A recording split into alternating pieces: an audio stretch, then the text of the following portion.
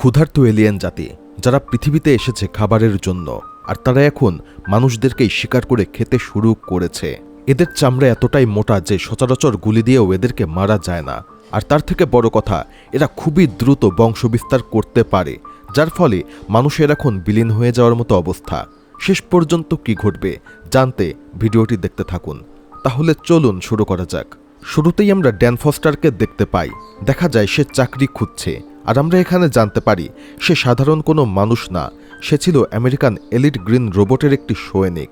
যুদ্ধ, অস্ত্র, সার্ভাইভাল এসব তার জীবনের অংশ ছিল। কিন্তু এখন সে রিটায়ার্ড করেছে আর চাকরি খুঁজছে, আর এভাবেই সে একটি চাকরি পেয়ে যায়। সে একটি কলেজের বায়োলজি টিচার হিসাবে যোগ দেয়। তবে ভেতরে ভেতরে ড্যানের সবথেকে বড় ভালোবাসা ছিল সায়েন্স, তাই সে আর্মি রিসার্চ ল্যাবে চাকরি পাওয়ার চেষ্টা করে। কিন্তু আগের মতো এবারও তার হাতে আসে শুধু রিজেকশন। এই হতাশা নিয়েই ড্যান যখন বাড়িতে ফিরে আসে, তখন সেখানে ক্রিসমাস পার্টি চলছিল। সে তার মেয়ে মিউরিকে কয়েকটি বিয়ারের বোতল কিচেনে রাখতে বলে। ঠিক তখনই তার ওয়াইফ এমি তাকে সাহায্য করতে বলে, কিন্তু ড্যান এমিকে বলে, আমার একটা কল আসার কথা, আমার মনে হচ্ছে আমি ওই চাকরিটা পেয়ে যাব।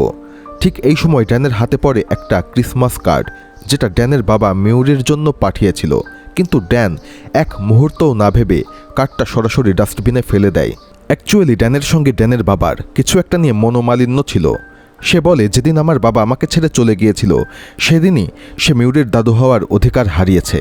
এর মধ্যেই ড্যানের ফোনে সেই কলটা আসে। সে কথা বলার জন্য বাইরে যায়, কিন্তু ফোনে তাকে জানানো হয় যে চাকরিটা অন্য কাউকে দেয়া হয়েছে।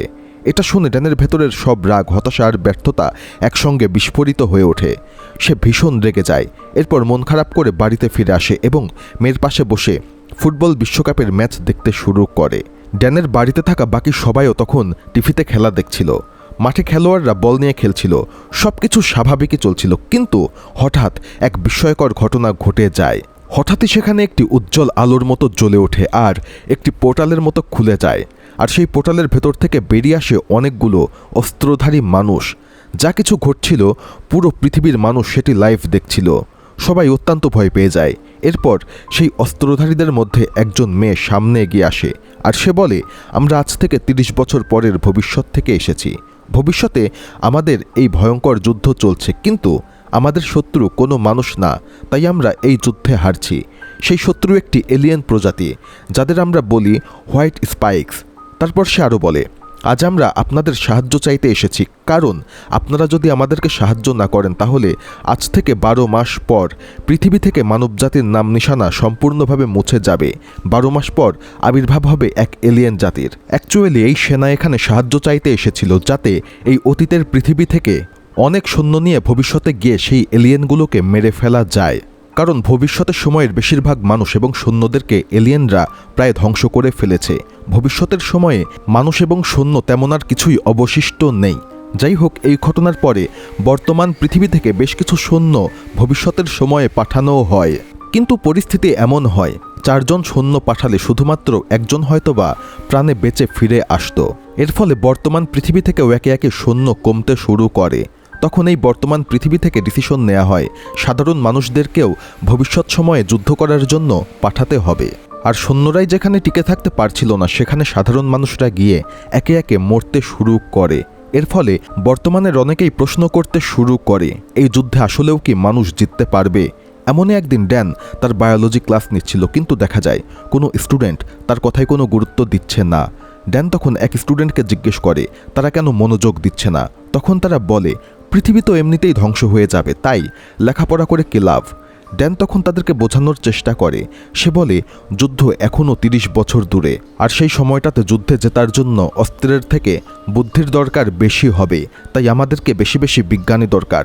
কিন্তু কোথাও না কোথাও ড্যানও বুঝতে পারছিল পরিস্থিতি হাতের নিয়ন্ত্রণে নেই। ঠিক তখনই ড্যানের ফোনে একটি সরকারি মেসেজ আসে। তাকে সঙ্গে সঙ্গেই নিজের ড্রাফট স্ট্যাটাস কনফার্ম করার জন্য ডাকা হয়। মেসেজ দেখেই ড্যান কোনো দেরি না করে এমইপি অফিসে পৌঁছে যায়, কিন্তু সেখানে গিয়ে তাকে এমন এক সত্য জানানো হয় যা শুনে সে একদম ভয় কেঁপে ওঠে। ড্যানের শার্ট খুলে নেওয়া হয়, তাকে একটি চেয়ারে বেঁধে ফেলা হয়। এরপর তার হাতে একটি অত্যাধুনিক মেশিন ঢুকিয়ে দেয়া হয়। সেই মেশিনের মাধ্যমে ড্যানের মৃত্যুর তারিখ বের করা হয়, আর সেটি দেখে জানানো হয়, আজ থেকে 7 বছর পরে আপনি কার অ্যাক্সিডেন্টে মারা যাবেন। তাই আপনাকে ভবিষ্যতে চলা যুদ্ধের জন্য বেছে নেওয়া হয়েছে।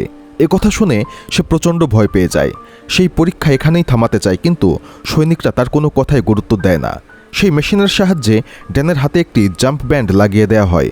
এরপর ড্যানকে জানানো হয়, যদি আপনি এই যুদ্ধে মারা যান তাহলে আপনার পরিবারকে অনেক টাকা দেয়া হবে, কিন্তু যদি পালানোর চেষ্টা করেন অথবা এই ডিভাইস হাত থেকে খোলার চেষ্টা করেন তাহলে এই ডিভাইসে থাকা ট্র্যাকার দিয়ে আপনাকে খুঁজে বের করা হবে আর আপনাকে জেলে ঢুকিয়ে দেয়া হবে, আর আপনার জায়গায় আপনার পরিবারের কাউকে যুদ্ধে পাঠিয়ে দেয়া হবে। তাকে আরও বলা হয়, এই ডিভাইস শুধু যুদ্ধ থেকে ফিরে আসার পরই খুলে দেয়া হবে। সব কিছু শেষ হওয়ার পর ড্যান তখন এমির কাছে ফিরে আসে। এমি তার হাতে সেই ব্যান্ড দেখেই বুঝে যায় কি ঘটতে চলেছে। সে পুরোপুরি ভেঙে পড়ে। সে সঙ্গে সঙ্গে ড্যানকে বলে, চলো আমরা এখান থেকে পালিয়ে যাই, কারণ এই যুদ্ধে মাত্র 30% মানুষই বেঁচে ফিরে আসতে পারে। কিন্তু ড্যান তাকে বোঝানোর চেষ্টা করে তারা চাইলেও সরকারের কাছ থেকে লুকিয়ে থাকতে পারবে না। তখন এমি তাকে বলে, এই মুহূর্তে তাদেরকে শুধুমাত্র একজনই সাহায্য করতে পারে, আর সে হচ্ছে ড্যানের বাবা জেমস। কিন্তু ড্যান সরাসরি তার বাবার কাছ থেকে সাহায্য নিতে অস্বীকার করে। কিন্তু উপায় না থাকায় এমি এখন ড্যানিকে তার মেয়ের কসম দেয়, আর সেই কসমের কারণেই সে বাধ্য হয়ে তার বাবার কাছে যেতে রাজি হয়। ড্যান সেখান থেকে সরাসরি একটি প্রাইভেট এয়ারপোর্টে চলে আসে। সেখানে তার বাবা জেমস থাকতো। কিন্তু জেমস যখন ড্যানের হাতে লাগানো সেই ডিভাইসটা চেক করতে শুরু করে, ঠিক তখনই তাদের মধ্যে আবারও পুরাতন বিষয় নিয়ে তর্ক বিতর্ক শুরু হয়ে যায়, আর মুহূর্তের মধ্যে পরিস্থিতি বদলাতে শুরু করে। তখন জেমস ড্যানিকে বলে, আমার অবাক লাগছে তুমি আমার কাছে সাহায্য চাইতে এসেছো, কারণ এর আগে তুমি কখনো আমার কাছে সাহায্য চাওনি। এটা শুনে ড্যান আরও রেগে যায়। সে বলে, যেই সময় তোমার সাহায্য করার দরকার ছিল তখন তুমি আমাদের সঙ্গে ছিলে না। এরপর ড্যান তার বাবাকে স্পষ্ট করে বলে দেয় সে যাতে আর তার নাতি মানে তার মেয়ের জন্য আর কোনো রকমের কোনো গিফট না দেয়। এই কথা বলেই ড্যান সেখান থেকে চলে যায়। বাড়িতে পৌঁছানোর পর এমি যখন দেখে ড্যানের হাতে সেই ডিভাইস এখনও রয়েছে, সে পুরোপুরি ভেঙে পড়ে।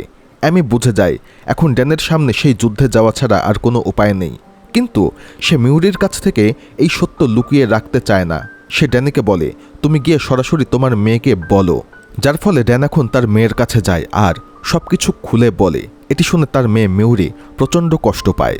তবে সে তার মেয়েকে কথা দেয় যাই হোক না কেন সে অবশ্যই ফিরে আসবে। এই কথার পরে সে তার মেয়েকে বিদায় জানায়, আর তারপর সে রওনা দেয় মিলিটারি বেসের দিকে। সেখানে ভবিষ্যতে পাঠানোর আগে ড্যান এবং তার সঙ্গে যাওয়া মানুষদের খুব দ্রুত অস্ত্র চালানো থেকে শুরু করে অন্যান্য বিষয় নিয়ে ট্রেনিং দেয়া হয়। তবে সেখানে অনেক মানুষ রয়েছে যারা জীবনে কোনোদিনও অস্ত্র ধরেনি। এই সময় ড্যানের পরিচয় হয় চার্লি নামের এক মানুষের সঙ্গে। চার্লি একজন বিজ্ঞানী। চার্লি ড্যানকে বলে ওখানে পিঙ্ক টি শার্ট পরা মানুষটার নাম ডোরিয়ান, আর সে এই যুদ্ধে তৃতীয়বার যাচ্ছে। এই কথা শুনে ড্যান বিস্মিত হয়ে যায়, কারণ যে যুদ্ধে মানুষ একবার গিয়েই ফিরে আসে না সেখানে সে 3বার কেন যাবে। এরপর তাদের প্রথমবারের মতো সেই ভয়ঙ্কর এলিয়েনদের সম্পর্কে জানানো হয়, যাদের নাম দেয়া হয়েছে হোয়াইট স্পাইকস। তাদের বলা হয় হোয়াইট স্পাইকসরা এক অদ্ভুত প্যাটার্ন ফলো করে। প্রতি 6 দিন পর তারা তাদের বাসায় ফিরে যায়, আর সেই দিনটাকে বলা হয় তাদের বিশ্রামের দিন। এই দিনই নতুন সৈনিকদের ভবিষ্যতে পাঠানো হয় এবং যারা যুদ্ধে বেঁচে থাকে তাদেরকে আবারও ফিরিয়ে নিয়ে আসা হয়। তার মানে এই যুদ্ধে যারা যায় তারা সেখানে 7 দিন স্টে করে। কিন্তু এসবের পর চার্লি আর ড্যান যখন বসে কথা বলছিল, ঠিক তখনই হঠাৎ অ্যালার্ম বেজে ওঠে। এর অর্থ একটাই, এবার তাদেরকে যেতে হবে। এই বিশৃঙ্খলার মধ্যেই ড্যান ভবিষ্যৎ থেকে আসা লেফটেন্যান্টকে জিজ্ঞেস করে, আমাদের তো 7 দিন পরে যুদ্ধে যাওয়ার কথা, তাহলে এখনই কেন পাঠানো হচ্ছে? তখন সে উত্তর দেয়, ভবিষ্যতে আমাদের রিসার্চ ল্যাবে হামলা হয়েছে। ওই ল্যাবেই গবেষণা করা হতো সেই এলিয়েনদের উপরে, যে কিভাবে তাদেরকে দ্রুত মারা যায়। আর এখন যদি সেই ল্যাব ধ্বংস হয়ে যায় তাহলে আমরা কোনোদিনও এই যুদ্ধে জিততে পারবো না। তাই এই মুহূর্তেই সবাইকে যেতে হবে। যাই হোক, এরপরে সবাইকে লাইন ধরে দাঁড় করানো হয়, আর দেখতে দেখতে ভবিষ্যতে যাওয়ার পোর্টাল খুলে যায়। কিন্তু যখন ড্যানের লাইনের ভবিষ্যতে যাওয়ার পালা আসে, ঠিক তখনই সেই মেশিনের কোনো একটি প্রবলেম হয়, যার ফলে ভবিষ্যতে পৌঁছে তারা ঠিকঠাক মতো ল্যান্ড করতে পারে না। ফলে অনেকেই পড়ার সময়ে মারা যায়। তবে সৌভাগ্যবশত ড্যানসহ অনেকেই একটি সুইমিং পুলে পড়ে, যার ফলে তারা প্রাণে বেঁচে যায়। আর ড্যান এবং তার টিম যখন পুল থেকে উঠে আসে তখন বাইরের দৃশ্য দেখে তারা একদম হতভম্ব হয়ে যায়, কারণ পুরো শহর এখন ধ্বংসস্তূপে পরিণত হয়েছে। চারিদিকে আগুন আর ধ্বংস, আর যুদ্ধক্ষেত্রে থাকা মানুষদের এলিয়েনরা একে একে খুঁজে মেরে ফেলছে। ঠিক তখনই ভবিষ্যতের কর্নেল তাদের সঙ্গে যোগাযোগ করে। কর্নেল তাকে বলে, তুমি যেহেতু আগে সৈনিক ছিলে তাই আমি তোমার কাছ থেকে কিচ্ছু লুকাবো না। এবং সে জানায় এই এলিয়েনরা পুরো শহর অলরেডি দখল করে নিয়েছে, তাই আমাদের এই পুরো শহরটা বোমা দিয়ে উড়িয়ে দিতে হবে। আর এই মুহূর্তে তোমাদের কাজ হচ্ছে বিল্ডিংয়ের কাছে থাকা একটি ল্যাবে আমাদের রিসার্চ টিম রয়েছে, তাদেরকে উদ্ধার করতে হবে। এখন মিশনটা ছিল অত্যন্ত কঠিন, তারপরেও ড্যান তার টিমকে সাহস দেয়। তারপর সবাইকে সঙ্গে নিয়ে সেই ল্যাবের দিকে এগিয়ে যায়। সেখানে তারা দেখে রাস্তা জুড়ে মানুষের লাশ পড়ে রয়েছে, চারপাশে শুধু ধ্বংসের ভয়ঙ্কর দৃশ্য। এই দৃশ্য দেখে ড্যান সবাইকে সতর্ক থাকতে বলে, কিন্তু ডোরিয়ান ঠান্ডা গলায় বলে, তুমি এত কথা বললে এই সাধারণ মানুষগুলো রাতারাতি সৈনিক হয়ে যাবে না, আর আমরা যদি এদেরকে বাঁচানোর চেষ্টা করি তাহলে আমরা নিজেরাই মরব। কিন্তু এই মুহূর্তে ড্যান ডোরিয়ানের কথায় কোনো পাত্তা দেয় না। সে নোরা এবং কোয়ানকে বাইরের পরিস্থিতির উপর নজর রাখতে বলে আর নিজে বাকি টিমকে নিয়ে সেই বিল্ডিংয়ের ভেতর ঢুকে পড়ে, যেখানে তাদের মিশনটা শেষ করতে হবে। কিন্তু বিল্ডিংয়ের ভেতরে গিয়ে তারা দেখতে পায় যে অলরেডি সকলে মারা গিয়েছে, আর এখানে শুধুমাত্র তাদের লাশ ঝুলছে। ড্যান সঙ্গে সঙ্গে ভবিষ্যতের কর্নেলকে পুরো পরিস্থিতির খবর দেয়। তখন কর্নেল তাদের মিশন চেঞ্জ করে দেয়। তাদের নতুন মিশন, তাদেরকে বায়োমেডিক্যাল ফ্রিজার পর্যন্ত পৌঁছাতে হবে, তারপর সেখান থেকে সকল হার্ড ড্রাইভ এবং বায়োস্যাম্পল উদ্ধার করে আনতে হবে। এই কথা শোনার সঙ্গে সঙ্গেই পুরো টিম সময় নষ্ট না করে কাজে লেগে যায়। তারা একের পর এক সেলফ, একের পর এক কন্টেইনার চেক করতে শুরু করে। কিন্তু এই সময় বাইরে নজর রাখা নোরা এবং কাওয়ান দেখতে পায় এলিয়েনরা সেদিকে এগিয়ে আসছে। ঠিক যখন ড্যান প্রয়োজনীয় স্যাম্পলগুলো পেয়ে যায় তখনই তার কাছে আরও এক ভয়ঙ্কর তথ্য আসে। মাত্র 6 মিনিটের মধ্যে পুরো এলাকায় বোমা ফেলা হবে। এই কথা শুনেই ড্যান সঙ্গে সঙ্গে নোরা এবং কাওয়ানকে 7ম তলায় আসার নির্দেশ দেয়, যাতে সবাই একসঙ্গে বিল্ডিংয়ের পেছনের রাস্তা দিয়ে এলিয়েনদের চোখ এড়িয়ে পালিয়ে যেতে পারে। কিন্তু তারা যখন সিঁড়ির দিকে আগায় চারপাশে এক অদ্ভুত নীরবতা নেমে আসে। তারা ধীরে ধীরে সিঁড়ি দিয়ে নিচে নামতে শুরু করে, আর ঠিক সেই মুহূর্তেই হঠাৎ এলিয়েনরা ড্যান এবং তার টিমের উপর হামলা চালায়। টিম এলিয়েনদের দিকে গুলি চালাতে চালাতে নিচের দিকে এগোতে থাকে, কিন্তু এই আক্রমণে তাদের অনেক সঙ্গী মারা যায়। এই বিশৃঙ্খলার মাঝেই একটি এলিয়েন সোজা ড্যানের দিকে ছুটে আসে। তবে ভাগ্য ছিল ভালো, ডোরিয়ান গুলি চালায়, যার ফলে ড্যান প্রাণে বেঁচে যায়। কিন্তু এখনও বিপদ শেষ হয়নি। ডোরিয়ান সবাইকে জানায় এই দানবদেরকে মারতে হলে তাদেরকে টার্গেট করতে হবে শুধুমাত্র 2 জায়গায়, গলা অথবা পেট। তবে সেখান থেকে বের হওয়ার আগেই একটি এলিয়েন বিকট শব্দে চিৎকার করে ওঠে, আর সেই শব্দ শোনা মাত্র বাইরে যত এলিয়েন ছিল সব সেদিকেই ধেয়ে আসতে শুরু করে। এদিকে এয়ার স্ট্রাইকের আর মাত্র 3 মিনিট বাকি ছিল। কর্নেল আর দেরি করে না, ড্যান আর তার টিমকে বাঁচাতে দ্রুত কয়েকটি মিলিটারি গাড়ি সেখানে পাঠানোর আদেশ দেয়। ড্যানের টিম এখন রাস্তায় দৌড়াচ্ছে, জীবন বাঁচানোর জন্য মরিয়া হয়ে ফাইট করছে। পেছনে অসংখ্য এলিয়েন তাদেরকে তাড়া করে আসছে। কর্নেল নির্দেশ দেয় তারা যাতে লালধোয়ার এলাকা এড়িয়ে চলে, কিন্তু ভাগ্য ছিল খারাপ, তাদেরকে সেই এলিয়েনের তাড়া খেয়ে সেদিকেই ঢুকতে হয়। তবে ভাগ্য ভালো, মিলিটারি গাড়ি সেখানে চলে আসে। কিন্তু তখনই হয় আরেক ঝামেলা। এলিয়েনরা ঝাঁপিয়ে পড়ে, সৈনিকদের টেনে বের করে আর জীবন্ত খেতে শুরু করে। দৃশ্যটা দেখে ড্যান আর তার টিম পাগলের মতো গুলি চালাতে শুরু করে, কিন্তু ততক্ষণে অনেক দেরি হয়ে গিয়েছে। এরই মধ্যে অনেক সঙ্গী তাদের মারা যায়, আর অদ্ভুতভাবে সেই এলিয়েনগুলো এখন স্পাইকস ছুঁড়ে মারতে শুরু করে। বাধ্য হয়ে ড্যানরা একটি গাড়ির পিছনে আশ্রয় নেয় আর সেখান থেকে গুলি চালাতে শুরু করে। ঠিক তখনই এয়ার স্ট্রাইক শুরু হয়ে যায় এবং বেশ কিছু এলিয়েন সঙ্গে সঙ্গে ধ্বংস হয়ে যায়। কিন্তু বিপদ এখনও শেষ হয়নি। ড্যানার বেঁচে থাকা সদস্যরা বিস্ফোরণের এলিয়েনদের মাঝে জীবন বাজি রেখে দৌড়াতে শুরু করে। শেষমেশ একটি ব্রিজের নিচে পৌঁছে যায়, কিন্তু সেখানেও ছিল বিপদ।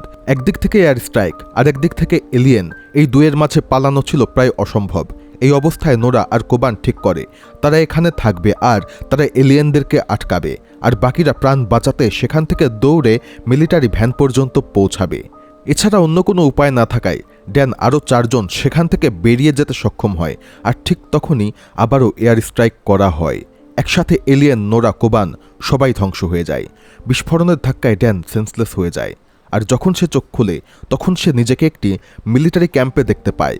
পাশের বেডে ছিল চার্লি। বাইরে বেরিয়ে তারা বুঝতে পারে এটা বিশাল এক মিলিটারি বেস। দূরে বসে আছে ডোরিয়ান। ড্যান এগিয়ে যায়, প্রশ্ন করে বাকিরা কোথায়।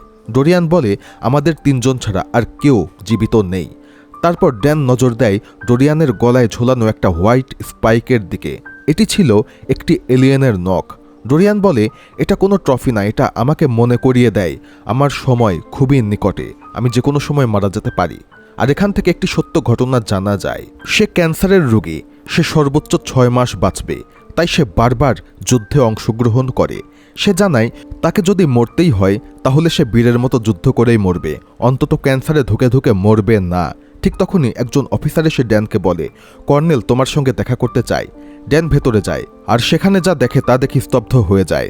কর্নেল আর কেউ নয়, তার নিজের মেয়ে মেউরি। মেউরি বলে, আমি MIT থেকে বায়োলজিতে PhD করেছি, এই পুরো ফোর্স আমি তৈরি করেছি, আমি এখানকার প্রধান গবেষক। এখন ড্যান তার মেয়েকে জড়িয়ে ধরতে যায়, কিন্তু তার মেয়ে মেউরি তাকে থামিয়ে দেয়। আর এখান থেকে বোঝা যায় নিশ্চয়ই অতীতে তাদের মধ্যে কোনো ঝামেলা হয়েছিল। আর তার মেয়ে তাকে স্পষ্ট বলে, আমি এখানে কোনো রিউনিয়ন করতে আসিনি, একটি বিশেষ কাজ রয়েছে, তার জন্যই এখানে ডেকে এনেছি। তারপর একটা টেন্টের ভেতরে মিউরি এমন এক গোপন তথ্য দেখায় যা পুরো যুদ্ধের গতিপথ বদলে দিতে পারে।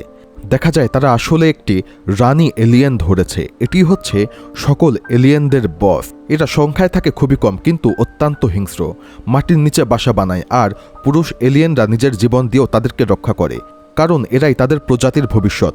মিউরি আরও বলে, আমি একটি বিষ তৈরি করেছি, যখন আমাদের টিম সেটি ব্যবহার করে বাসায় ঢুকেছিল অনেক পুরুষ এলিয়েনের লাশ পাওয়া যায়, কিন্তু এই মেয়েটা বেঁচেছিল, তার মানে ওই বিষে পুরোপুরি কাজ করেনি।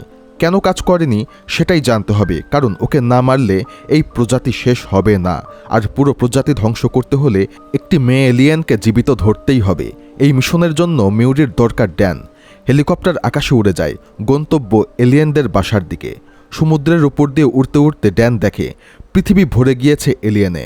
মিউরি জানায় ওরা পৃথিবীর বাইরে থেকে গোপনে এসেছিল আর ঘাঁটি গেড়েছিল রাশিয়ার মধ্যে, আর 3 বছরের মধ্যে পুরো পৃথিবীতে ছড়িয়ে পড়ে। ওদের সংখ্যা দ্রুত বাড়ছে, কারণ ওদের টাকার দরকার নেই, প্রযুক্তির দরকার নেই, শুধুমাত্র ওরা মানুষদেরকে খাবার বানাচ্ছে। ড্যান প্রশ্ন করে, অতীতে আমার মৃত্যু হওয়ার আগে কি হয়েছিল, তোমার মায়ের কি হয়েছিল? মিউরি থেমে যায়, এই ব্যাপারে কোনো কথা বলতে চায় না। শেষ পর্যন্ত তারা পৌঁছে যায় এলিয়েনদের ঘাঁটিতে। সেখানে কিছু সৈনিক ইতিমধ্যে একটি মেয়ে এলিয়েনকে ধরে ফেলেছে, কিন্তু পরের মুহূর্তেই সেই এলিয়েন বাঁধন ছিঁড়ে ফেলে এবং ঝাঁপিয়ে পড়ে এক এক করে সৈন্যদের উপরে। মিউরি ড্যানকে বলে হেলিকপ্টারে থাকতে, আর নিজে নেমে যায় সেই দানবটাকে ধরতে, কিন্তু তাকে কাবু করা ছিল প্রায় অসম্ভব। তারপরেও অনেক চেষ্টার ফলে মিউরি আর সৈনিকরা তাকে খাঁচায় বন্দি করে ফেলে। একটি হেলিকপ্টার সেই খাঁচা নিয়ে চলে যায়, কিন্তু ড্যান আর মিউরি নিচেই আটকে পড়ে যায়। চারদিক থেকে এলিয়েন এসে ঘিরে ফেলে, তবে শেষ পর্যন্ত তারা একটি গাড়ি পেয়ে যায়, আর মিউরি মেশিনগান চালিয়ে সেই এলিয়েনদেরকে মারতে থাকে। কিছুক্ষণের মধ্যেই তারা পৌঁছে যায় সমুদ্র তীরে। মিউরি ফ্লেয়ার গান ছুড়ে সিগন্যাল দেয় যাতে তাদেরকে উদ্ধার করা হয়। তারপর সে তার বাবাকে সরাসরি প্রশ্ন করে সে কেন হেলিকপ্টার থেকে নামলো। ড্যান দ্বিধা না করেই বলে, আমার মেয়ে বিপদে ছিল, তাই আমি চুপ করে বসে থাকতে পারি না। কিন্তু মিউরি তখনও তার উপরে রেগেছিল। তার রাগ শুধু এই ঘটনার জন্য নয়, ড্যান বুঝতে পারে এর পেছনে কোনো রহস্য রয়েছে। প্রথমে মিউরি কিছুই বলতে চায় না, কিন্তু ড্যান জোর করতেই সে বলতে শুরু করে, আমি ছোট থেকেই তোমার মতো হতে চেয়েছিলাম, কারণ আমি তোমার উপর পুরো ভরসা করতাম। কিন্তু একদিন তুমি আর আমার মাকে ছেড়ে চলে গেলে, যখন আমার মা প্রায় মরতে বসেছিল। মিউরি বলতে থাকে, আমি যখন 12 বছর বয়সী, যখন তুমি মায়ের থেকে আলাদা হলে, আর 14 বছর বয়সে তুমি তাকে পুরোপুরি ছেড়ে দিয়ে চলে গেলে। তারপর আমার 16তম জন্মদিনে কল আসে যে তুমি অ্যাক্সিডেন্ট করেছো এবং মারা গিয়েছো। ডন স্তব্ধ হয়ে যায়, কারণ তার কাছে এর কোনো উত্তর নেই, কারণ এগুলো ছিল তার ভবিষ্যতের ঘটনা। ঠিক তখন একটি হেলিকপ্টার এসে তাদের তুলে নিয়ে যায় সেই রিসার্চ ল্যাবে, যেখানে বন্দি করে রাখা হয়েছে সেই মেয়ে এলিয়েনটিকে। কিছুক্ষণ পর ড্যান ঢুকে পড়ে মিউরির ল্যাবে। মিউরি একের পর এক কেমিক্যাল কম্বিনেশন ট্রাই করছে, একটি মাত্রই লক্ষ্য, যাতে এমন একটি বিষ আবিষ্কার করা যায় যার মাধ্যমে সকল এলিয়েনকে মারা যাবে। তবে ড্যানের হাতেও সময় কম, তাকে 21 ঘন্টার মধ্যে আবারও সেই বর্তমান সময়ে ফিরে যেতে হবে। সে সাহায্য করতে চায়, কিন্তু মিউরি না করে দেয়। ড্যান তখন শান্তভাবে বলে, আজ যদি তোমার মা বেঁচে থাকতো তাহলে তোমার জন্য অত্যন্ত গর্বিত হতো। পরের সকাল ড্যান আবার ল্যাবে আসে। সে তার মেয়েকে বিশ্রাম নিতে বলে, কিন্তু তার মেয়ে আবারও তার উপরে রাগ করে। তখন ড্যান তাকে বলে, আমি জানি তুমি আমাকে অকারণে এখানে আনোনি, বলো আমি তোমাকে কিভাবে সাহায্য করতে পারি। মিউরি এখন সত্য কথাটা বলে, যদি এই বিষ কাজ করে তাহলে তোমাকে এই বিষটা পৃথিবীতে ফিরিয়ে নিয়ে যেতে হবে বর্তমান সময়ে। আমরা আর বেশি বানাতে পারবো না, কারণ আমাদের হাতে সময় নেই। কিন্তু তোমার বর্তমান সময়ের পৃথিবীতে অনেক মানুষ থাকবে যারা এটাকে প্রচুর পরিমাণে বানাতে পারবে, আর যখন যুদ্ধ শুরু হবে তখন এই বিষের সাহায্যে লড়াই করা যাবে। ড্যান রাজি হয়, কিন্তু তার শর্ত, আমি এটা নিয়ে ফিরে যাব, তারপর আবার ফিরে আসব, আমরা একসাথে এই পৃথিবীটাকে বাঁচাবো, আমি তোমাকে মরতে ফেলে যেতে পারি না। ঠিক তখনই মিউরি সেই বিষটা বানাতে সফল হয়, কিন্তু একই মুহূর্তে অন্যদিকে আরও ভয়াবহ ঘটনা ঘটে যায়। অজ্ঞান হয়ে পড়ে থাকা মেয়ে এলিয়েন হঠাৎ জেগে ওঠে আর বিকট চিৎকার শুরু করে, আর সেই চিৎকারের মাধ্যমেই বাকি যত এলিয়েন ছিল সব সেদিকে চলে আসে। এয়ারক্রাফটগুলো প্রতিরোধ করার চেষ্টা করলেও কোনো কাজ হয় না, কারণ তারা সংখ্যায় ছিল অনেক বেশি। মিউরি দ্রুত বলে, আমি যা বলবো তোমাকে চুপচাপ তাই করতে হবে, যে কোনো মূল্যে এই বিষ বর্তমান পৃথিবীতে নিয়ে যেতে হবে। দুজনেই দৌড়ে হেলিকপ্টার প্যাডের দিকে এগোতে শুরু করে, কিন্তু ততক্ষণে এলিয়েনরা ল্যাবে ঢুকে পড়েছে। তারা মেয়ে এলিয়েনটাকে মুক্ত করে দেয়। এখন সে শুধু একটা জিনিসই চায়, ড্যান আর মিউরির মৃত্যু, কারণ সে দেখে ফেলেছে যে ওরা বিষ তৈরি করেছে। সে নিজে আর অসংখ্য এলিয়েন তাদেরকে তাড়া করে। ড্যান আর মিউরি মরিয়া হয়ে দৌড়াচ্ছিল বাঁচার জন্য, কিন্তু ঠিক তখনই একটি এলিয়েন স্পাইক ছুঁড়ে মারে, আর এতে মিউরি গুরুতরভাবে আহত হয়। ড্যান তাকে ধরে তোলে আর এগোতে শুরু করে, কিন্তু বিপদ এখনও শেষ হয়নি। এলিয়েনদের আক্রমণে পাইলট হেলিকপ্টার সরিয়ে অন্য হেলিপ্যাডে নিয়ে যায় আর নির্দেশ দেয় সেখানে আসতে। সেই পথে যেতে ওদেরকে পার হতে হবে আরও একটি ব্রিজ, আর তখনই এক বিশাল শিপ এসে ধাক্কা মারে একটি বিল্ডিংয়ে। এক মুহূর্তে পুরো বিল্ডিং ছাই হয়ে যায় তাদের চোখের সামনে, আর মিউরির অবস্থা এমন পর্যায়ে পৌঁছায় যাতে বোঝা যায় সে আর বাঁচবে না। সে এখন তার বাবাকে বলে, আমি যা বলেছি তার জন্য আমি দুঃখিত, আমাকে ক্ষমা করে দাও। ড্যানও তাকে ক্ষমা করে দেয়। তারপর মিউরি ড্যানের হাতে সেই বিষটা তুলে দেয় আর বলে, যেভাবেই হোক এটা নিয়ে যেতে হবে বর্তমান সময়ে। ড্যান এখনও মেয়েকে ছেড়ে যেতে চায় না, কিন্তু ঠিক তখনই এলিয়েনরা আক্রমণ করে। তারা মিউরিকে টেনে নিয়ে যায় ব্রিজ থেকে নিচে। ড্যান এক মুহূর্ত না ভেবে ঝাঁপিয়ে পড়ে তার পিছু পিছু, কিন্তু মিউরির কাছে পৌঁছানোর আগেই সময় শেষ হয়ে যায়। সে নিজের পৃথিবীতে ফিরে যায়। সে সেন্সলেস হয়ে যায়, আর যখন জ্ঞান ফেরে তখন সে সামনে লেফটেন্যান্ট হার্টকে দেখতে পায়। ড্যান দ্রুত বলে, এই বিষ বড় পরিমাণে তৈরি করতে, ভবিষ্যতে পাঠাতে, এটা এলিয়েনদেরকে শেষ করে দেবে। কিন্তু সকল আশা তখনই ভেঙে যায়। পোর্টাল বন্ধ হয়ে গিয়েছে, এখন আর কেউ ভবিষ্যতে যেতে পারবে না। ড্যান অত্যন্ত ভেঙে পড়ে তার মেয়ের জন্য। বাড়ি ফিরে সে ছোট্ট মিউরিকে জড়িয়ে ধরে আর ভবিষ্যতের সকল গল্প বলে যে ভবিষ্যতে কি কি হয়েছে। কথার মাঝে এখন এমি বলে, তাহলে তোমাদের পরিকল্পনা, যখন এলিয়েনরা আসবে তখন তোমরা সেই বিষ নিয়ে তাদের সামনে দাঁড়িয়ে থাকবে। তখন ড্যান উত্তর দেয়, সেটা সম্ভব না, কারণ কেউ জানতে পারেনি যে সেই জাহাজটা মূলত কোন সময়ে এসেছিল। হঠাৎ করেই সেটি 2048 সালে রাশিয়া থেকে বের হতে শুরু করে।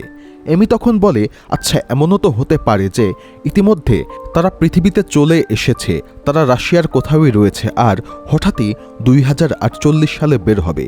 এটি শুনেই ড্যান স্তম্ভিত হয়ে যায় এবং পরের সকালেই দ্রুত ডোরিয়ানের সঙ্গে দেখা করতে যায়।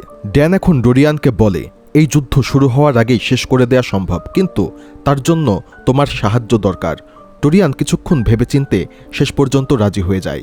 এরপর তারা দুজন ডোরিয়ানের গলায় ঝোলানো সেই রহস্যময় এলিয়েনের নখ নিয়ে সোজা চলে যায় চার্লির কাছে। চার্লি নখ পরীক্ষা করে বলে, এই নখে লেগে রয়েছে আগ্নেয়গিরির ছাই, কিন্তু সেটা রাশিয়ার নয়, সেটা চীনের।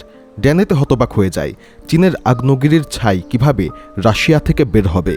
আর এর উত্তর জানার জন্য তারা এখন যায় ভলকানো এক্সপার্টের কাছে, আর সে আর কেউ নয়, ড্যানের ক্লাসেরই ছাত্র মার্টিন।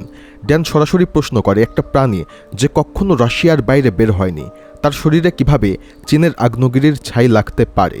মার্টিন চিন্তা করে বলে, এটা সম্ভব যদি মিলেনিয়াম ইরাপশন হয়ে থাকে। সেক্ষেত্রে প্রায় 1000 বছর আগে ঘটে যাওয়া এক ভয়ঙ্কর আগ্নেয়গিরির বিস্ফোরণ, যার ছাই এত দূরে ছড়িয়ে পড়েছিল যে আজও তা রাশিয়ার বরফের নিচে চাপা থাকতে পারে। সে রাশিয়ার সবথেকে বড় গ্লেশিয়ার দেখিয়ে বলে, এই জায়গায় 400 মিটার গভীরে খনন করে বিজ্ঞানীরা সেই ছাই খুঁজে পেয়েছিল। এই বিশাল তথ্য হাতে নিয়েই তারা ছুটে যায় ইউএস এয়ারফোর্সের কাছে। রাশিয়ার একটি সিক্রেট মিশনের জন্য তারা ফিল্ডিং চায়, কিন্তু বেশিরভাগ মানুষই তাদের কথা বিশ্বাস করে না আর না করে দেয়। কিন্তু ড্যানো থামার মানুষ না। সে ছুটে যায় তার বাবা জেমসের কাছে, সবকিছু খুলে বলে সে এখন সাহায্য চায়। জেমসও সবকিছু শুনে দ্রুতই রাজি হয়ে যায়। তারা দ্রুতই প্লেন রেডি করে ফেলে। লেফটেন্যান্ট হার্টও তাদের সঙ্গে যোগ দেয়। সে সাথে নিয়ে নেয় সেই নতুন বিষ। এরপর তারা উড়াল দেয় সোজা রাশিয়ার উদ্দেশ্যে। রাশিয়ায় পৌঁছেই তারা স্নো মোবাইলে চড়ে বরফের মধ্যে সেই এলিয়েনদের খুঁজতে শুরু করে। কিন্তু কিছু দূর যেতেই হঠাৎ সকল যন্ত্রপাতি হঠাৎ করেই বন্ধ হয়ে যায়। মনে হচ্ছিল কোনো অদৃশ্য শক্তি তাদেরকে থামিয়ে দিচ্ছে। তারা ঠিক করে তারা একটি বড় বিস্ফোরণ ঘটাবে, আর বিস্ফোরণ হওয়া মাত্র বরফের নিচ থেকে একটি সুড়ঙ্গ দেখা যায়। এক মুহূর্তও দেরি না করে তারা ঢুকে পড়ে ভেতরে, আর যা দেখা যায় তা দেখে তারা একদম স্তম্ভিত হয়ে যায়। বরফের ভেতরে লুকিয়ে রয়েছে একটি বিশাল এলিয়েন স্পেসশিপ। ড্যান বলে, এখন আমাদের সামনে দুটি রাস্তা রয়েছে, সরকারকে জানানো অথবা নিজেরাই এই এলিয়েনদেরকে ধ্বংস করে দেওয়া।